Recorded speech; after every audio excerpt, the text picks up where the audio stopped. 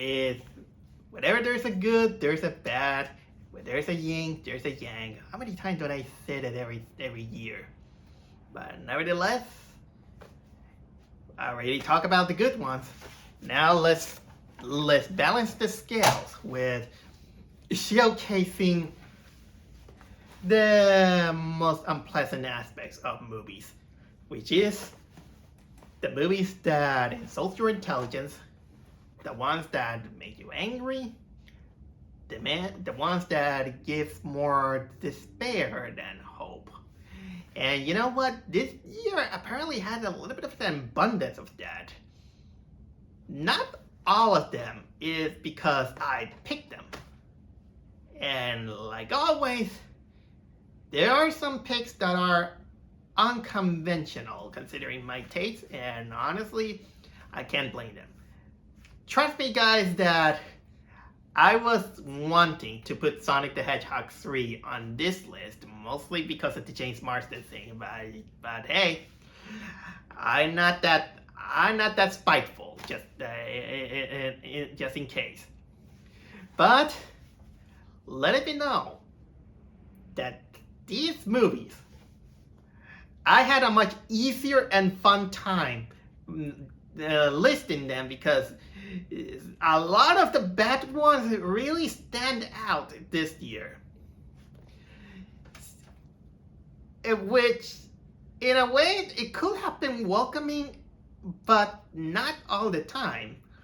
Sometimes I do wanted to see if there was something that could make me, something that is bad is funny, but not the ones that I kind of comes to my head.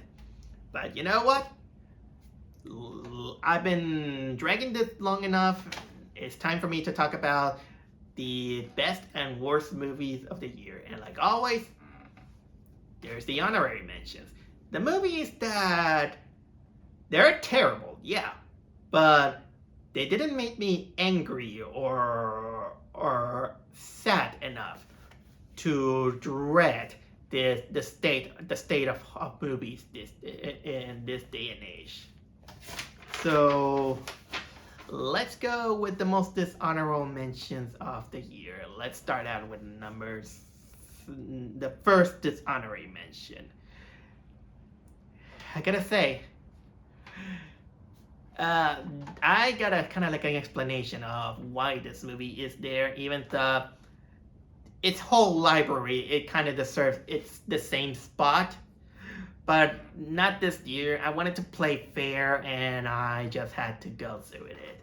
And the movie, the first dishonorable mention is the Blumhouse movie, Afraid. That was, if there's something that it was tough to pick, is which Blumhouse movie was the worst. This year, it come out with some of the worst movies I have seen.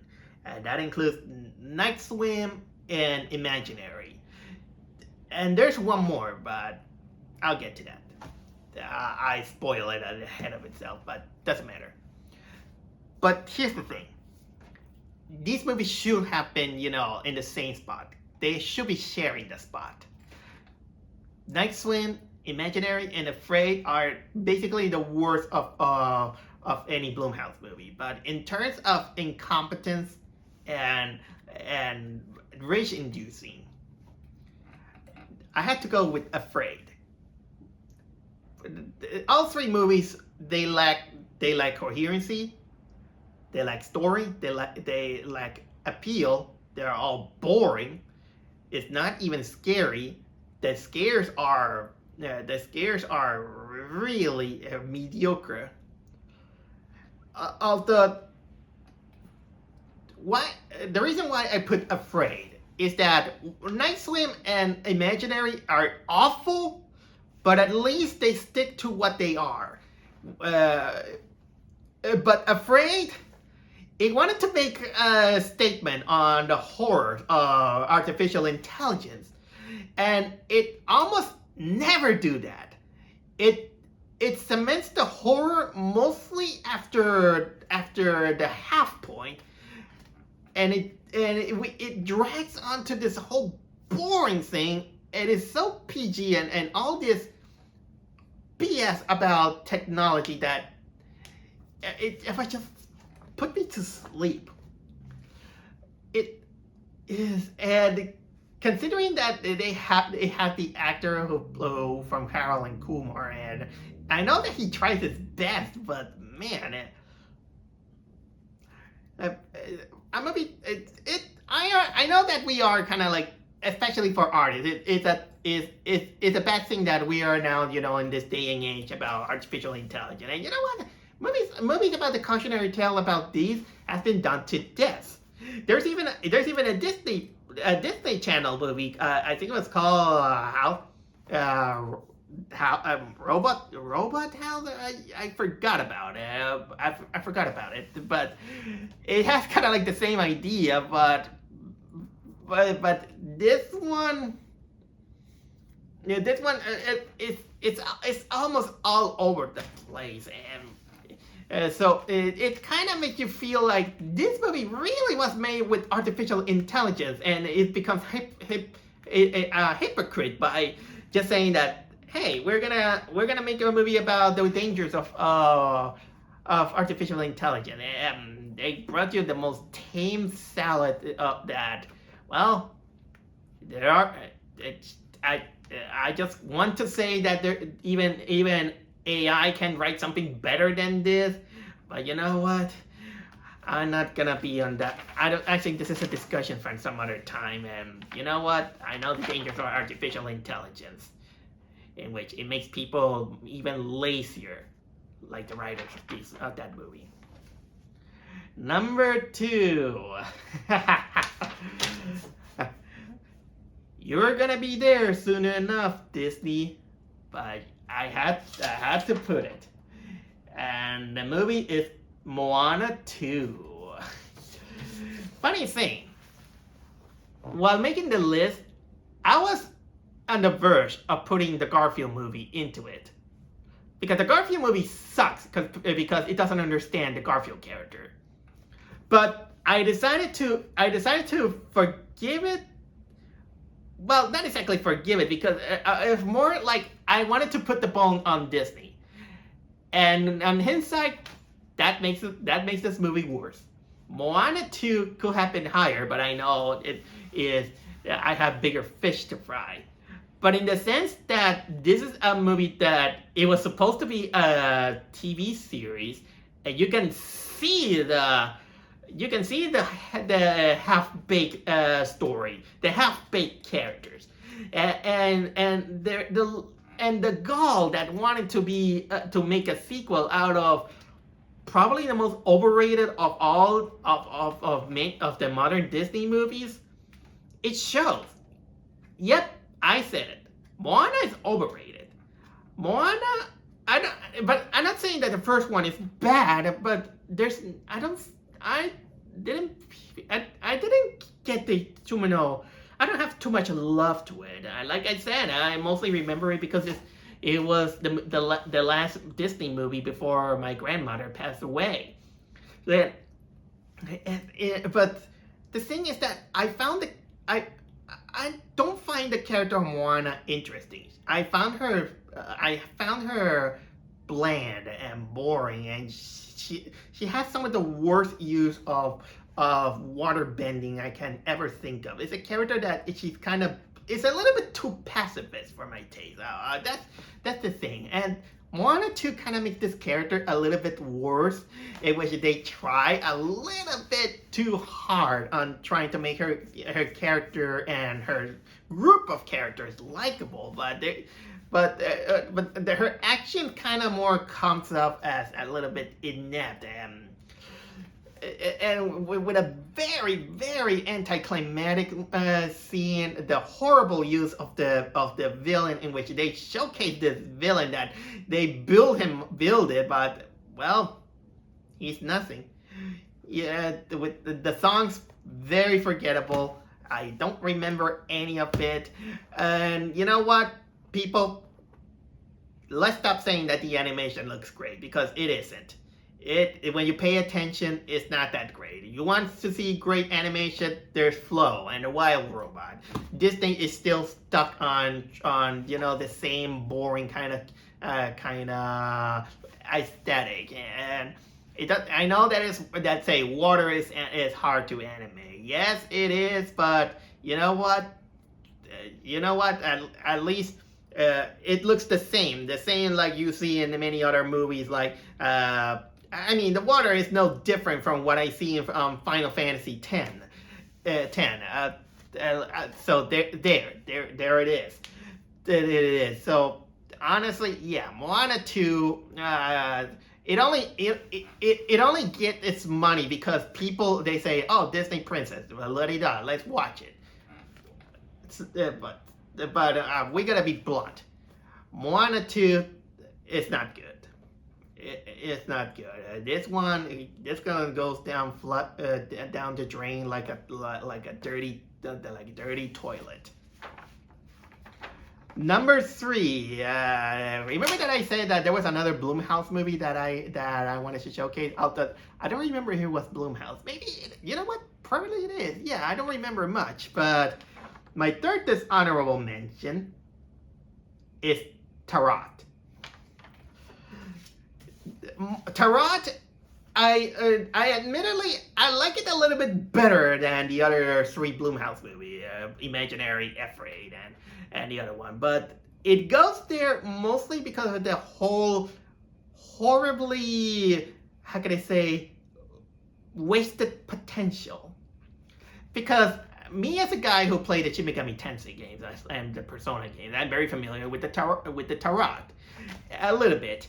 And making a movie about that it sounds like a great idea. And you know what? This is something of a pattern on Blumhouse movies, in which they got an idea, but the execution isn't net. And Tarot is one of them because it drags so long on all these characters who are so unlikable that you don't care for them. So maybe that's the point of those slashers. You shouldn't care for them and just enjoy the spectacle.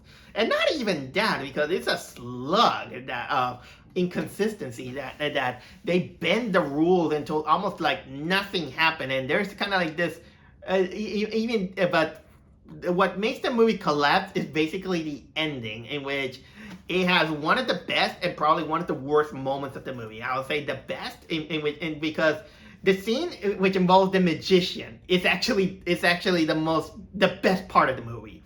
But then when you get to the explanation of the whole thing and how things get resolved, this is where the movie starts to collapse on its logic. And it's infuriating. But more infuriating happens is in the super final shot. They gave us this mid-credit scene in which it showcased a character who survives in the most stupidest moment you could ever imagine. Apparently, they don't kill him because he's played by the guy who plays Ned from the Spider-Man movie. But the way he survives is the most baffling thing I have ever seen in this year. It's the most Deus Ex Machina you could ever imagine, and it's both laughable at the same time cringy. So this is why I couldn't put it on my heart to put it on the top of my list. At least I should mention this honorable mention that yes, this movie sucks, but God, the ending, what were they thinking? To put it in perspective, it's like that movie, Monster House. Monster House, I found it, passable, but then it had that shitty ending. Kind of happened something like that. Because that ending, it just lost its balls. That's all I have to say. So honestly, I in this case, I didn't even need it to be a psychic to know that Tarot wasn't in the cards for me. Okay, people, I hope you're ready because now it's time to showcase which are the movies I hated the most. And this year, I had it very easy to pinpoint which are the 10 movies that I just want to find someone and punch it and kick it in the balls or something like that. Oh yeah, but you know what? I will mention that that despite this movies being kind of like the worst of the movies, I will mention that I do have kind of like a special mention that the worst thing I have seen this year is none other than, well, Knuckles. The Knuckles Paramount series is one of the worst things I have seen in my life. That one broke my expectation of hope on that Sonic franchise. It really showcased why these characters are awful. Yeah, so this one gets kind of like a special mention. So anyway, but anyway, like I said, these are kind of like my own take of the movies that I have watched. And you know what? I am aware I haven't seen anything, and there are some movies that I wish it could be on the list, but granted, I haven't seen it. So don't be surprised if I haven't put, like, for example, Borderlands. The Borderlands will be on my list regardless if I've seen it or not, because this actor that I hate with a passion is in there, and he's enough, to get an automatic worst of the year. I haven't even saw the Zack Snyder Rebel Moon. I haven't seen that one, and also, I didn't see Mufasa. And lucky me, I'm not. If there's something that I should be grateful of Sonic the Hedgehog 3, is that it gave me the choice to pick the most. What was it? The lesser of all evils, let's say. Okay, maybe I'm getting it a little bit too far on slamming the Sonic 3 movie. It wasn't bad. It just terrible. I just found the James Marsden thing terrible. But still, if it saves me from Mufasa, fine by me. So I apologize if Mufasa or Borderlands or other movies that you might think is gonna be there, it isn't there. But like I said, sometimes I get a little bit too picky in certain circumstances. I didn't see them, but still, I watched enough to showcase some movies that they did indeed made it on my list, and these are the ones that made me want to bomb it. So let's start. My number 10 is, well, the final nail in the coffin on that horrible practice of Spider-Man-less movies, and that is Kraven the Hunter. While I was planning to watch that movie eventually, that one came out a little bit because I watched it to make some time so I can watch Nosferatu on that same day. But I never heard much reviews about it, except that many people saying that it was bad. But I never expected that it was gonna be something that's gonna top off my number 10 on the list. And just saying number 10, it sounds like there's something likable about this movie, but no. There are some movies that actually are worse, and they make me angry. In the case of Kraven the Hunter, it was mostly boring. It was so boring that I didn't care for anyone. But of course, it has also this atrocious dialogue. How can I say, convenient way to create this. I struggle to say origin of a superhero, because he isn't a superhero. He's actually a villain. But they wanted, just like Morbius, they wanted to make him kind of like a likable character, but he isn't. He just, we barely know about this character. We have Russell Crowe hemming the whole thing, and then we got this, kind of like this guy who's the Rhino, dressed up in a very embarrassing way that he looks like John Travolta from The Fanatic, and Calypso, that they wanted to make this character a little bit too good for herself, let's say, about this.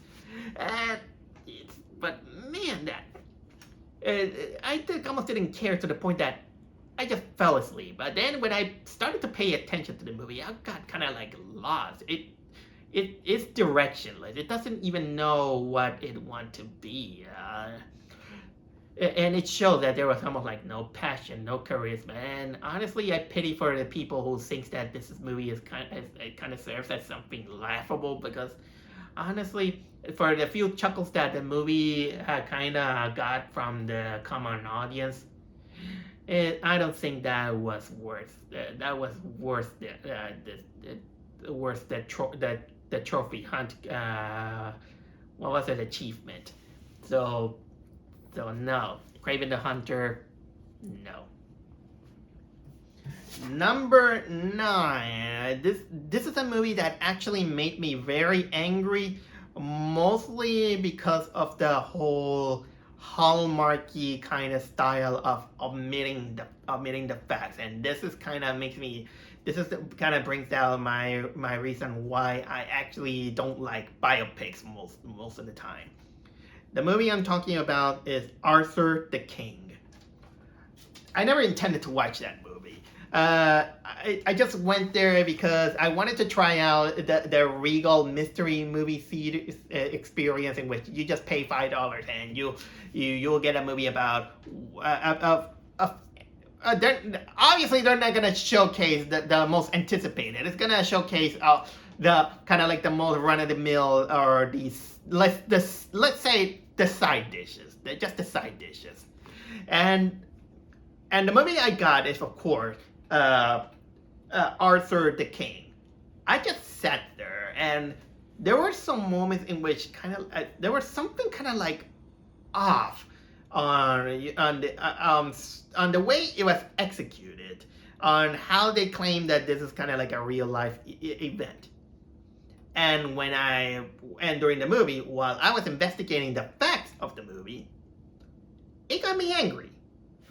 I hated the whole hallmarky treatment that this movie had, and the whole omitting of the facts, in which it is a nice story when you think about on the real facts about the Swedish man who had this incredible story about this dog that he finds in Ecuador, not in Republic Dominican. The misinformation of the children, and with the bad acting of the children, and the whole thing is. This movie is more of an insult to the legacy of the dog more than appealing, and I blame the Lionsgate for this. This is, and I call it national pride, because I can't be proud of Ecuador, but Ecuador is kind of like a small country that not many people pay attention, and there's kind of like a Latino pride that I got. But the more I think about this movie, and even the treatment that it got to make it kind of like this story about this guy and this dog, that baffles me. And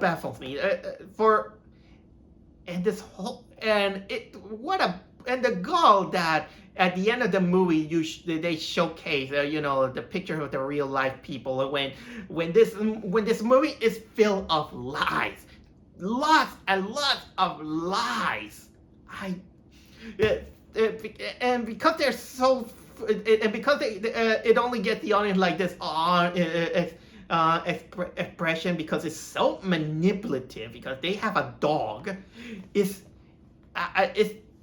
disgusts me. It disgusts me. And so honestly, this king deserves to be dethroned. So Arthur the King, piece of shit. I hated this movie, and dog shit, I might add. Number 8. Oh man, I bet this one should be higher, but like I said, there are other goose to cook. But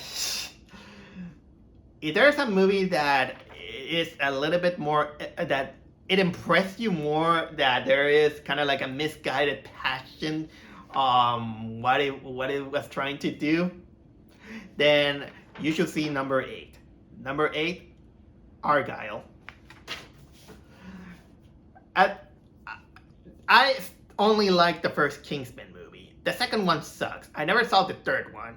And now they want to the same guy wants to set up Argyle with Henry Cavill and the actress from from Jurassic World. This movie is full of absurdities, let's say, and horrible CGI, I might add.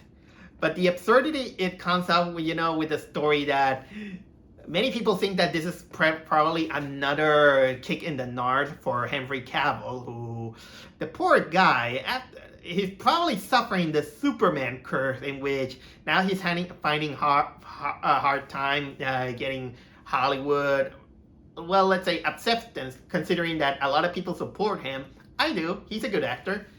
He didn't play a good Superman, but he did showcase being a good actor. And this movie promoted that Henry Cavill is gonna be the hero, but no, this is a movie that it drags on its plot and then goes into plot twist and to plot twist and to plot twist and to plot twist, and it's more kind of like the spectacle more for more than kind of like a story. I don't mind absurdity in action scenes, but this one kind of takes the cake from that of unbelievability. Let's start out, like, for example, saying that for example, the movie is about this woman who she's an author of a famous spy book, let's say, and then she gets involved into real spies, and then she gets into it, but then the more it goes, it gets kind of like more absurd. And then, during the big climax, in which the movie actually killed me, when they bring up this BS moment about how someone can survive being shot on the chest and not dying. Basically, you must shoot. There's a kind of like a blind spot in the chest where even when the bullet goes through your back, it won't hit any vital organs. You have to be kind of like the most precise shooter in the world in order to do that. And there is still a 10% chance for that, and they took it very lightly, and that one, it was kind of like the most idiotic thing that there is, especially because it becomes the inspiration for another character to survive that. And let's not forget that this one also breaks the physics oil skating with daggers.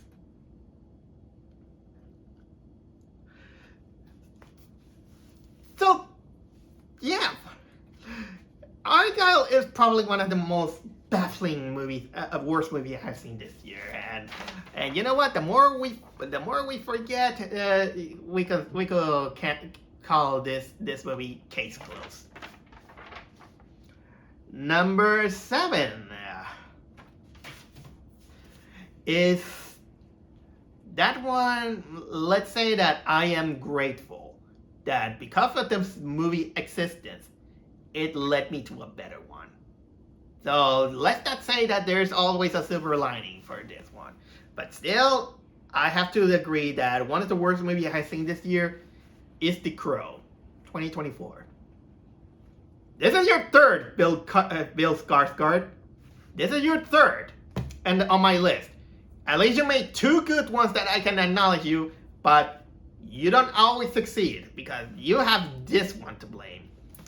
The Crow, I went there blind from the original movie, but I never expected that it was gonna be so boring with so unlikable character, and the mood is kind of like almost dead as it is.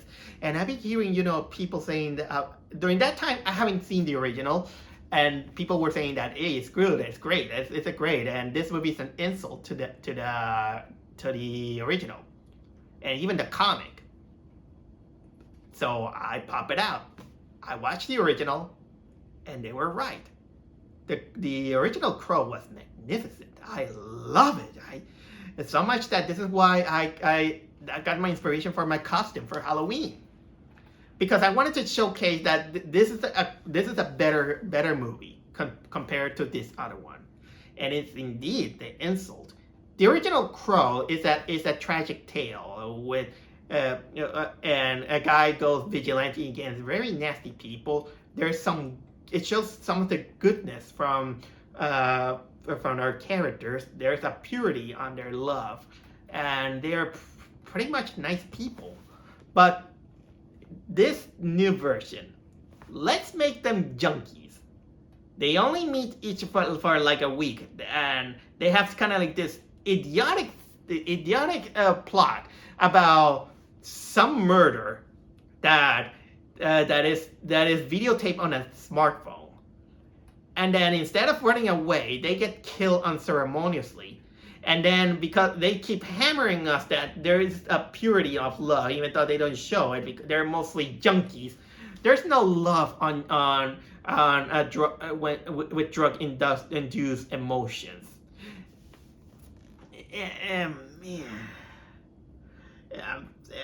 With abysmal acting, and there's even kind of like the bad guy who has kind of like the tendency to persuade people by going by their ear and go like, sorry, Spencer. That's pretty creepy. Creepy. So, do me a favor. Watch the original. Hell, I even watched the sequel. I don't think the sequel is that bad. I haven't seen it after many years. And even read the comics. But I will say this. There is no love on The Crow 2024. It's just dead on arrival. And speaking of dead on arrival, number 6. This one should probably top a lot of it, but again, bigger goose to cook. Probably one of the worst sequels that there is. Actually, there's more than that, but if you want to ruin the reputation of your last movie, how about out of spite, make them waste a lot of money in production, and then call your audience that supported it idiots. And that movie is Joker Folie à Deux.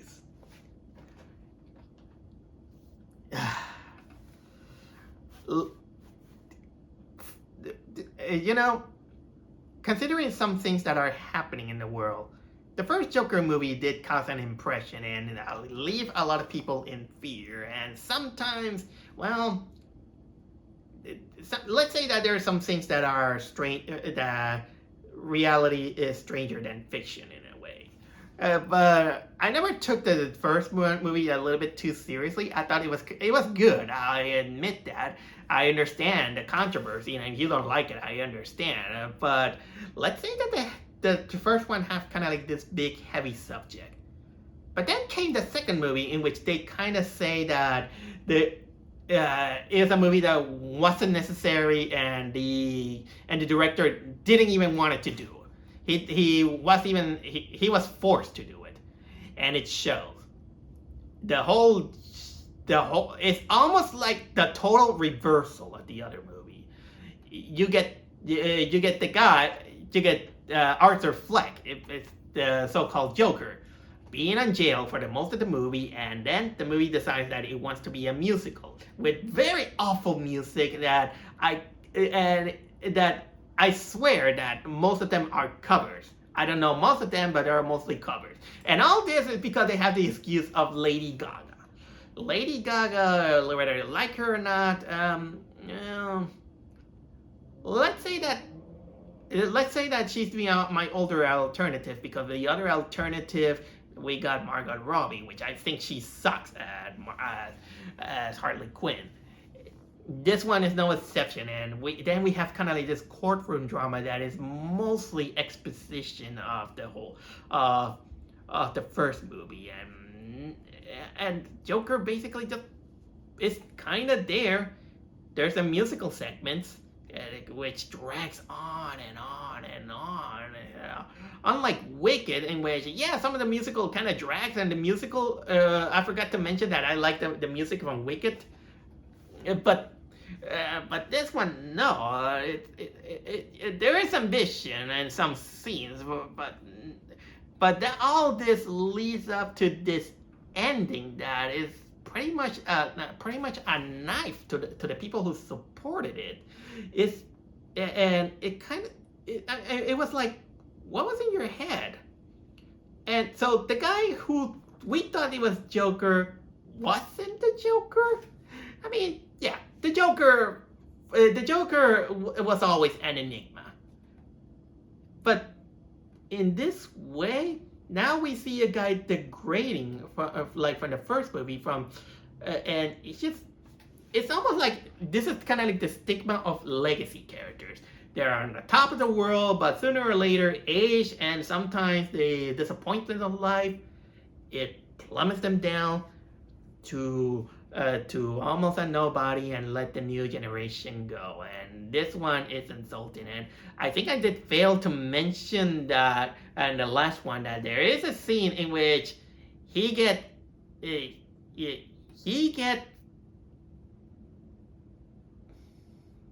how do I say it in nice words? Okay, he gets surrounded by cops and they don't do anything nice. Let's put it that way. Let's just put it that way. And anyway, although I shouldn't be surprised, because this is coming from the director who actually had ties with L.L. Allen, J.J. Allen, I think it was called, the guy who was notoriously crazy to the point that he defecated to the audience. No, really, that was a crazy guy. But in terms of Joker, that was a very defecation on the face of many people, and you know what? Your low scores, your rebuttal of the audience, well, this is what you deserve. Continuing on, my number 5 is probably one of the most expensive movies ever made on this year, but at the same time, one of the biggest flops of this one, in which it comes from a very overrated director. And I just went there out of curiosity. And well, I got a certain experience. And that experience, it just went down like Rome. That's right, Megalopolis. Megalopolis it was, how can I explain it? I don't even know how to explain it. Francis Ford Coppola wanted to create this movie in which it showcased the building of an utopia. It stars the guy, Kylo Ren. What was his name again? Whatever. Where do I start? No, this movie has almost no direction. Talk about a lot of style over substance. This architect who lives in kind of like this New York kind of style of Rome it feels, the more I saw this movie, the biggest word comes to my head is pretentiousness. This is the most pretentious film I have seen this year.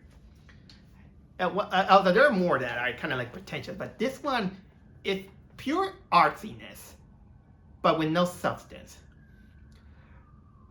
There's like, the guy wants to build a utopia, and then it distracts itself by some other plots in which he showcases him going against this mayor who he thinks that everything is fine. They don't need the utopia and all this stuff. And well, apparently also he also had the powers to stop time, but It's never used. It's almost up. It's only there out of convenience. It's almost the same as Moana with water. And there are some kind of like useless scenes that it drags on and on and on, and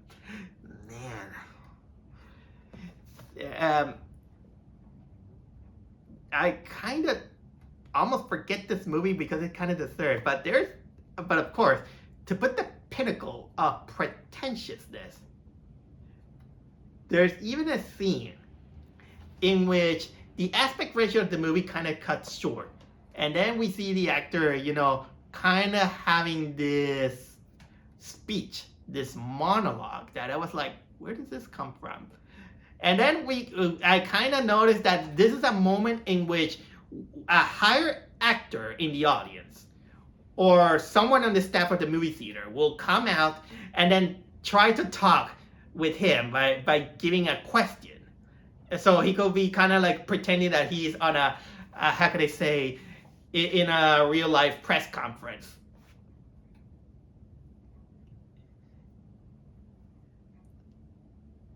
This is an art that it can work with, like, for example, the Tingler, but that kind of requires some other stuff, and you have to be a little bit more clever than that. But that was basically kind of like lazy, and with a movie that goes almost like nowhere, you understand nothing, and it's just art for the sake of being art. And I can't believe Francis Ford Coppola even sold one of his winery for this garbage. So, yeah, Megalopolis flop, and it went down like the fires from Pompeii. So this is why it deserves the title of Megaflopolis. Number 4, well, call me a Grinch, because that movie made me see red, and that is Red 1. The movie is starring Dwayne Johnson and Chris Evans, and doing one of the worst buddy kind of movies, in which it wanted to be the charm of a Christmas movie, but it lacks the heart. It's all just pure money, and I've been even hearing rumors that even Dwayne Johnson wasn't in it. He just did it for the paycheck, and it shows. It shows how much heartless this movie is. Yeah, the whole CGI, the whole kind of like Marvel style humor doesn't work. But it made me so angry, considering that this movie has a lot of douchebaggery, a lot of assholery.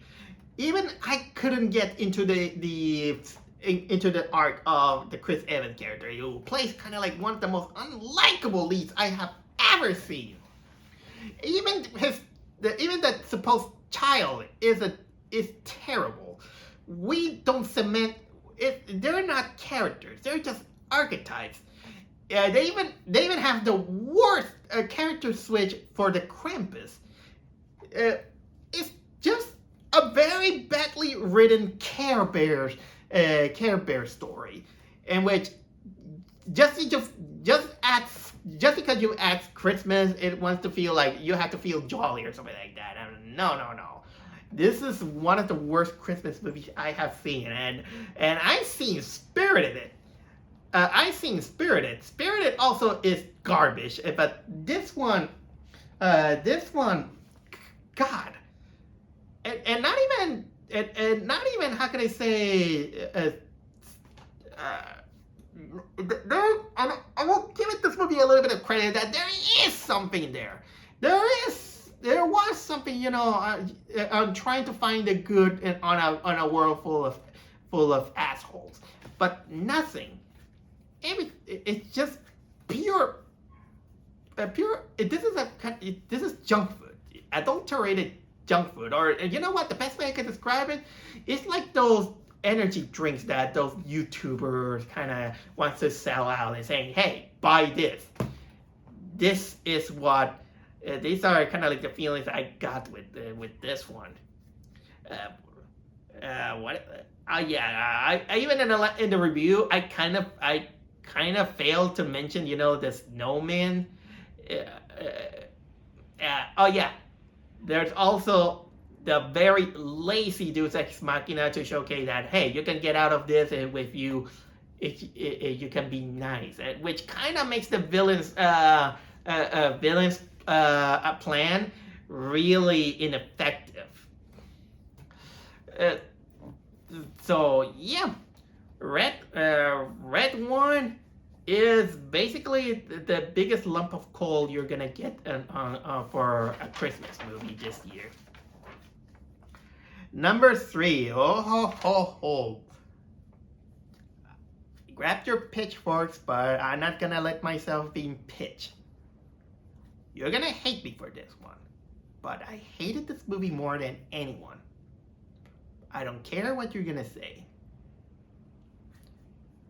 because this movie, it deserves to be one of the worst.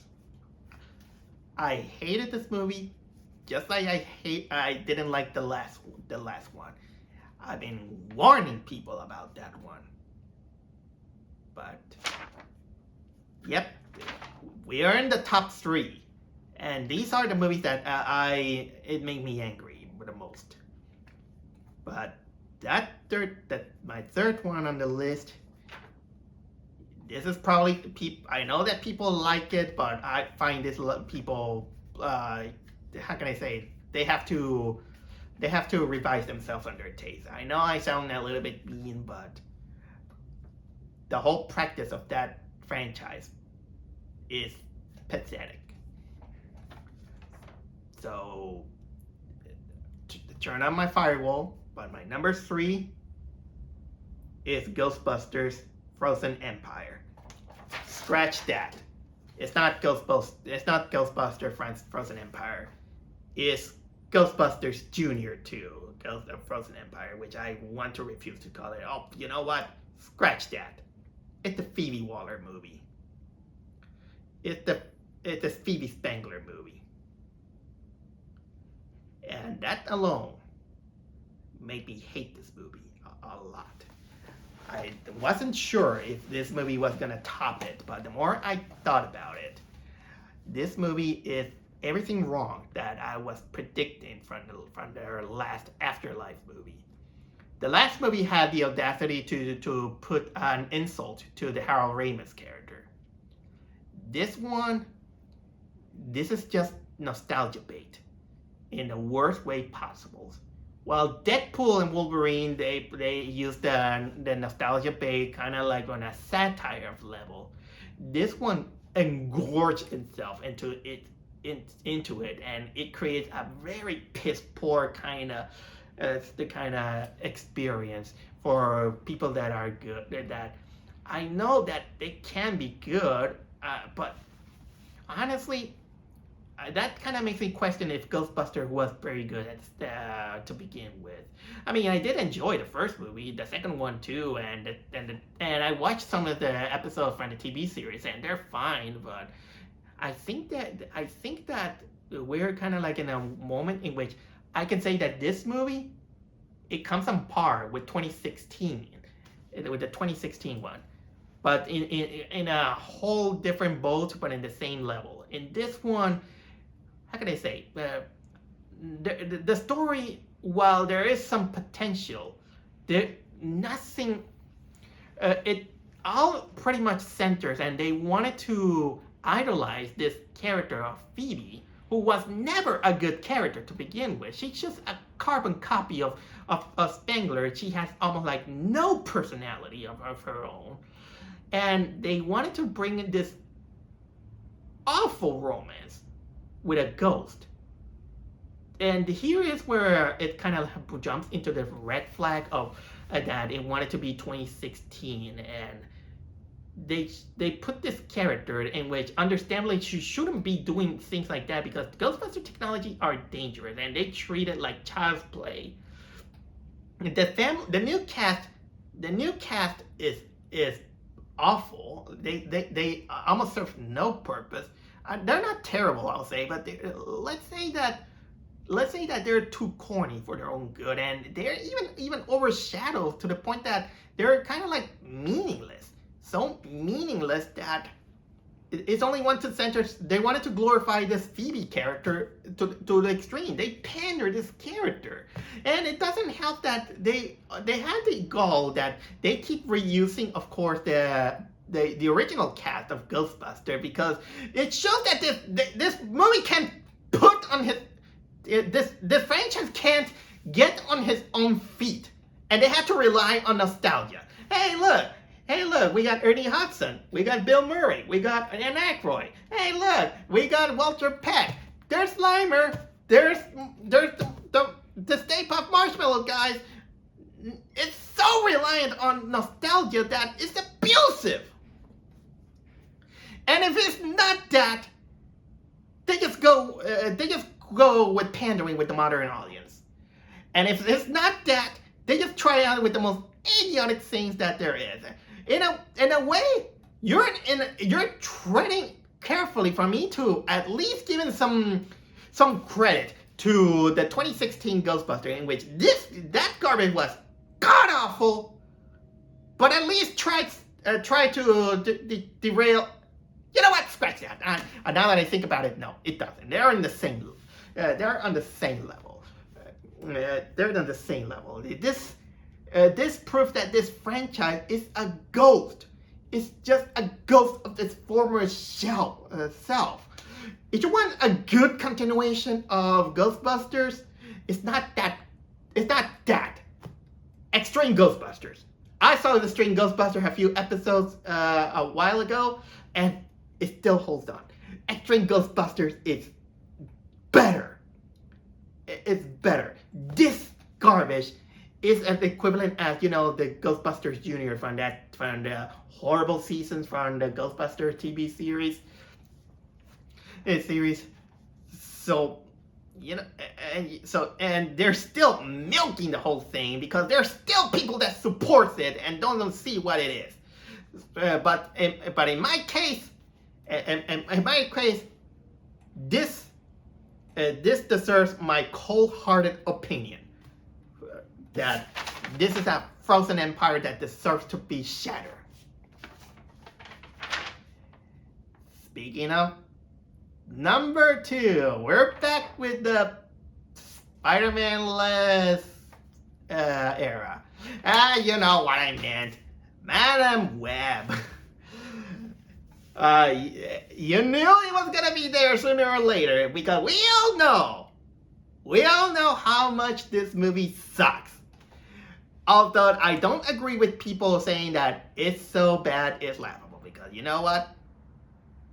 Check your taste out, because it isn't. Well, Kraven the Hunter was terrible. At least there was a little bit of a sign of incompetency. This one, it does almost everything wrong in the cringe level. Everything that goes bad, it goes bad. Starting from the dialogue, the editing, the effects, the obnoxious characters, the mythology, the goal that they wanted to make this movie that it glorifies Pepsi to the point that Pepsi becomes the hero of this movie. You know what? There is a semblance of laughability, but let's face it, this was a chore to sit through. It was boring as it is, and when it's not boring, it's cringe. And although what was kind of like the point? They wanted this is also a victim of wanting to appeal the modern audience without understanding what the audience is looking at. It's full of plot holes and idiotic moments that there's not a single ounce of intelligence on it, in which just because you have a character who has power doesn't mean that you have to be all goody-goody. We got, for example, Dakota Johnson, who plays this character who is not even, I could say, not even interesting, and her way, she's almost like a 2000 teen drama character stuck on that. She never had kind of like an exact reason to care of these obnoxious girls, because apparently they want to be killed. They are gonna be killed by this guy who somehow managed to get information from his mind, and also the Madam Web character has this irrational hate to her mother that she never even met. And then comes the climax that is full of inept stuff, and then the ending, it wanted to brag itself that we're gonna have more after Kraven the Hunter. No, this movie easily could top my number one, because that is a miserable. But you know what? It's so miserable that everybody knows it.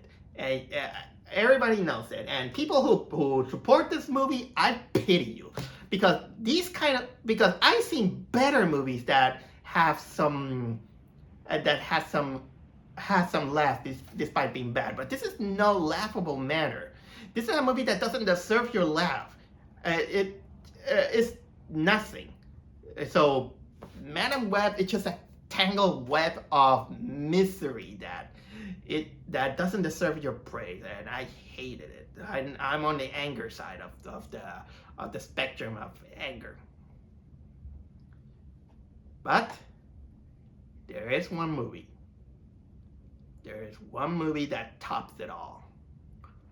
My number one movie of the year.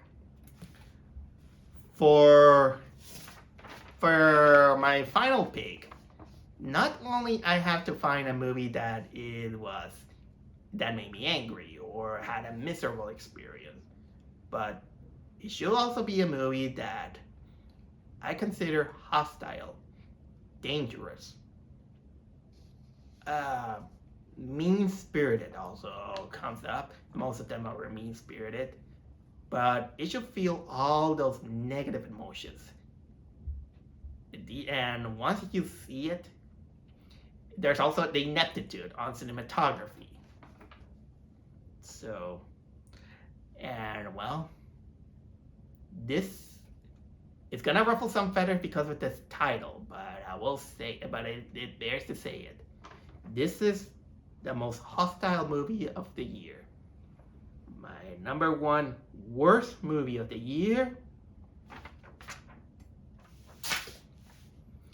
is the American Society of Magical Negroes. Negroes.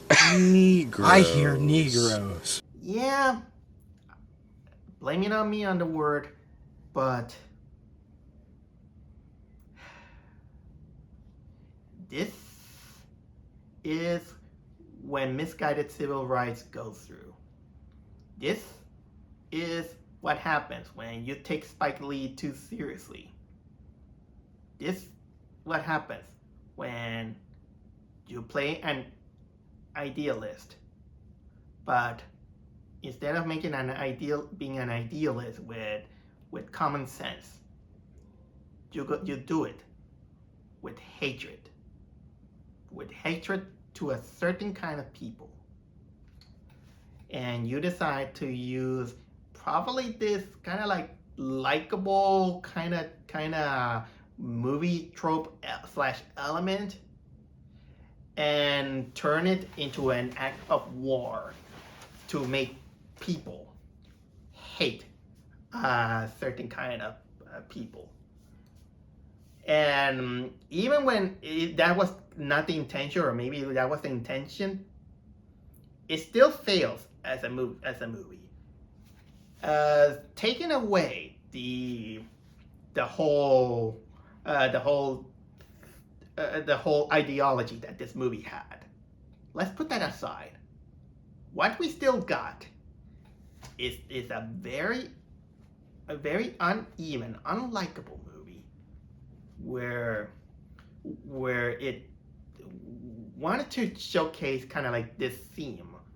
There's this magic in there, and instead of using that magic, they just use it to make poor ball grabbing jokes and then it kind of forgets what it is for this awful romantic comedy that no chemistry, no no purpose. It distracts us from it. Because, and many people, ever since this trailer came out last year, I was mostly curious, but I also knew it was going to be bad, but never thought that it was good, that even after all this, it's going to top it. I mean, Madam Web is bad, of course. She deserves to be #1, but I had to pick this one more for its hostility and how deaf it is from its own self-hatred or hatred to all of them. I mean, imagine, we got this awful actor named Justice Smith. He plays this dorky guy who makes very bad yarn art, and he blames his problems to white people. He blames it all to white people, and the movie doesn't give any excuse of why he hates them. And the movie wants to portray that he's the good guy. He's the one that we have to feel sorry for him, because he gets picked for no reason by this organization, saying that, hey, black people, we have magic powers, and our sole purpose is to make them happy, because white people are the most dangerous animals, and they're not happy, then they're gonna vent their anger on us. And I never intended to be kind of like this political, but the movie kind of wanted to force us into it, because this is technically probably made by a guy who has issues with the defund.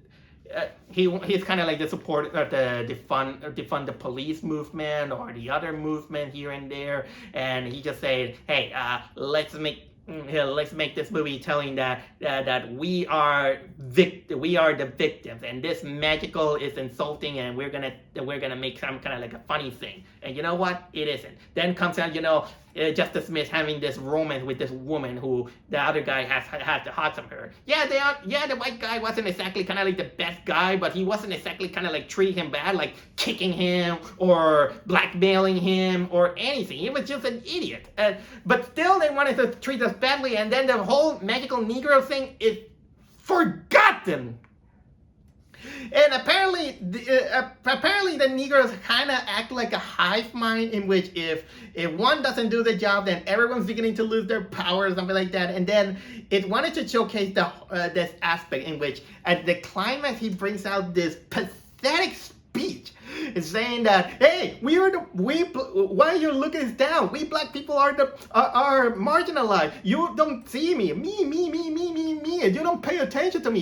You're stealing my girlfriend. You're not even though you treat me bad, despite that you and I we play a video game together and all this stuff. And then comes from the ending that even brings the modern audience baffledness to a whole new level of anger inducing. This is, and even the attempts of jokes are pathetic. And you see, this is exactly one of the reasons why I hate rom-coms. Sorry about that. But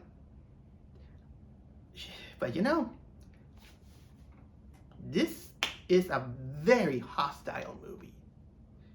And this is the reason the American Society of Magical Negroes is basically just that. The worst movie I have seen in 2014.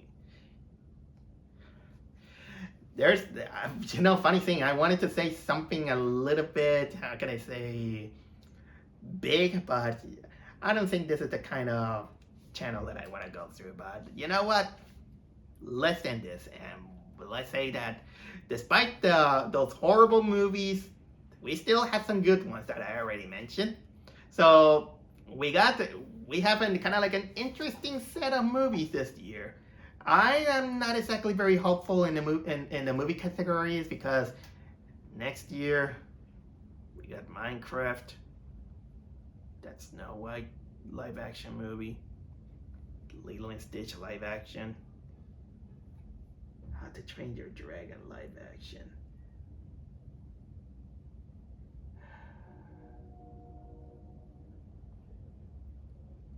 I just hope some good ones come. But well, that's the gamble of every new year, let's say. So, you know what? Happy New Year, and let's have a toast for better things.